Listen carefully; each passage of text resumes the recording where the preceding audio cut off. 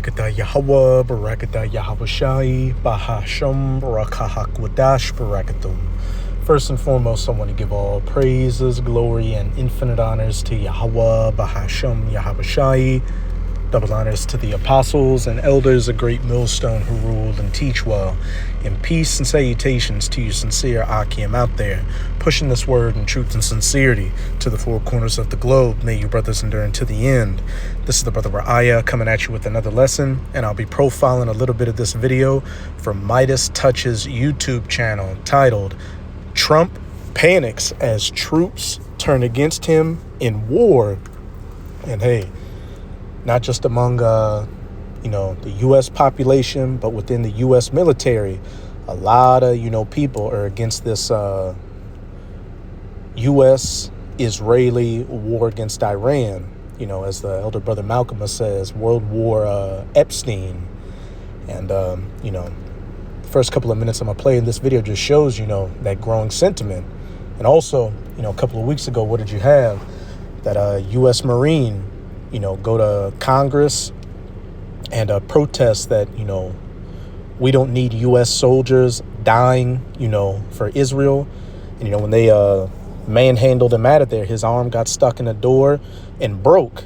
And you're going to see this, sentiment continue to increase as, those casualty numbers, rise as well.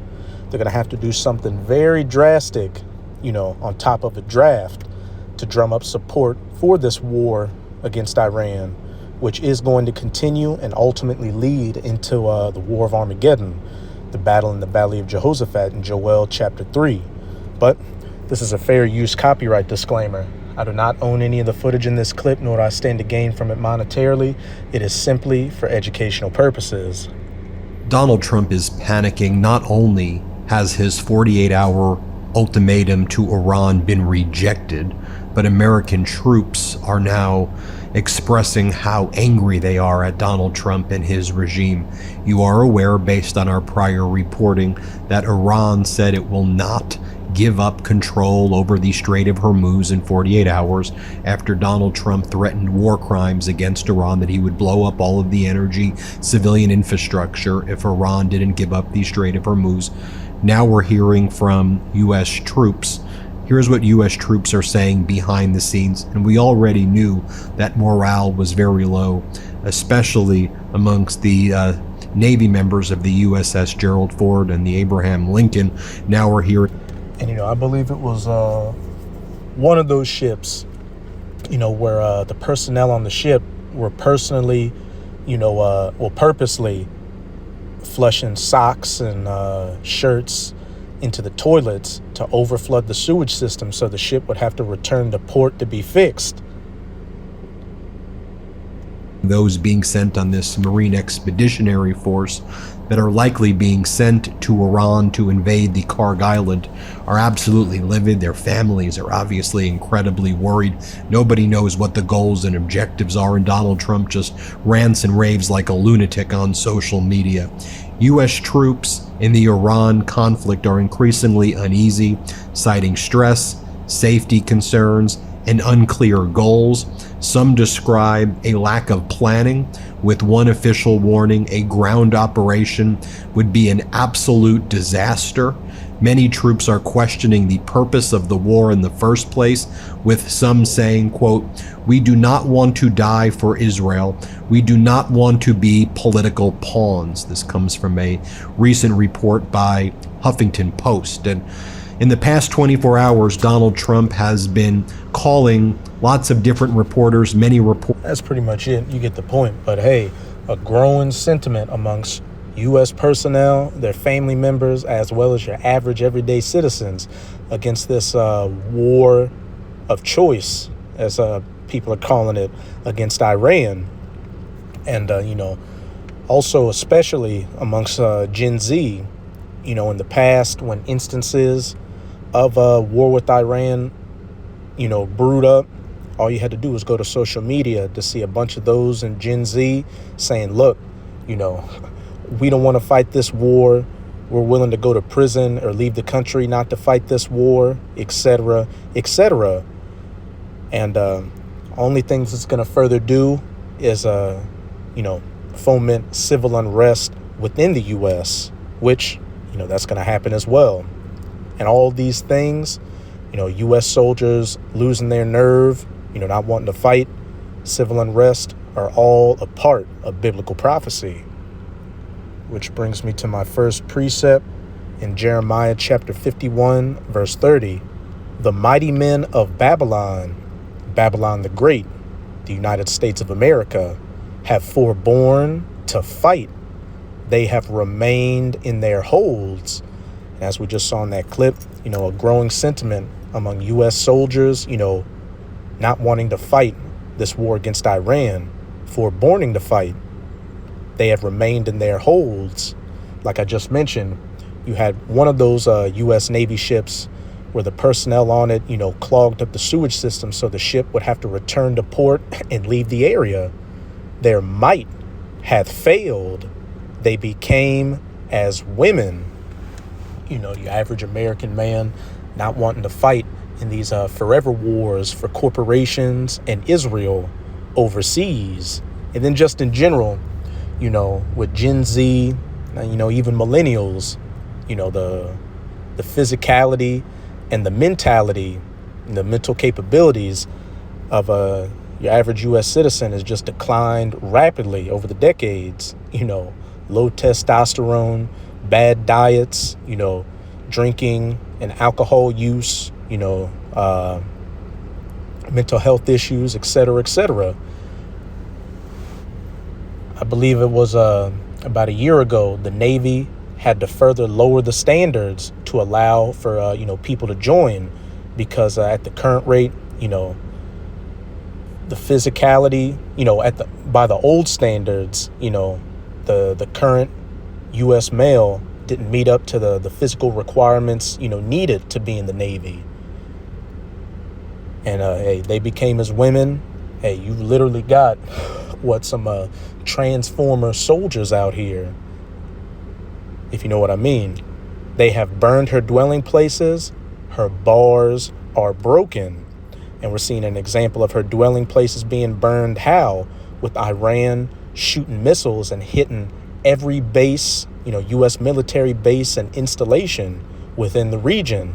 And on top of that, I believe they're currently saying 13, U.S. soldiers have died in this war, with about 200, wounded. And within that, a good number critically wounded.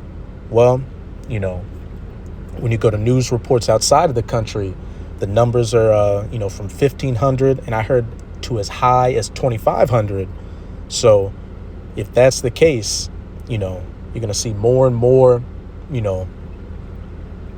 U.S. Military families start to take the social media into the news to talk about how, they're not reporting, the death of my loved one.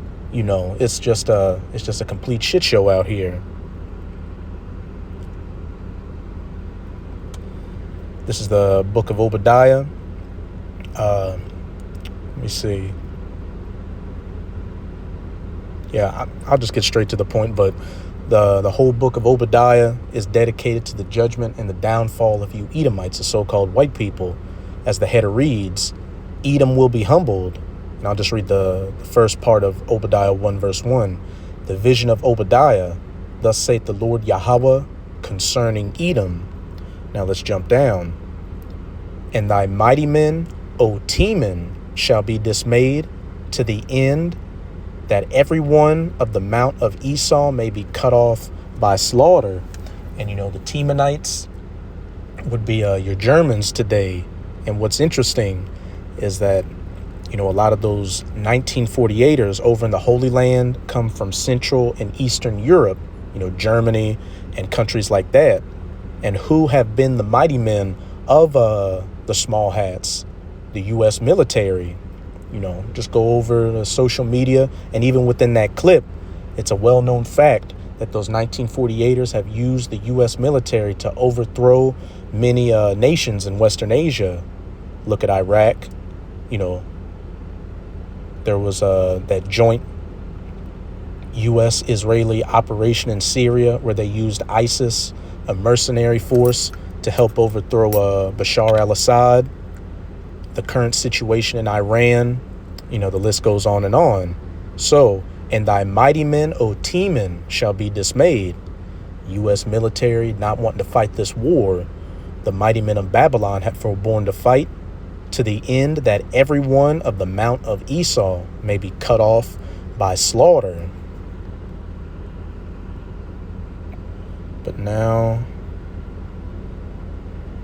I'm going to go to 2nd Esdras chapter 15, verse 16 in the Apocrypha, because another thing mentioned in that clip was what?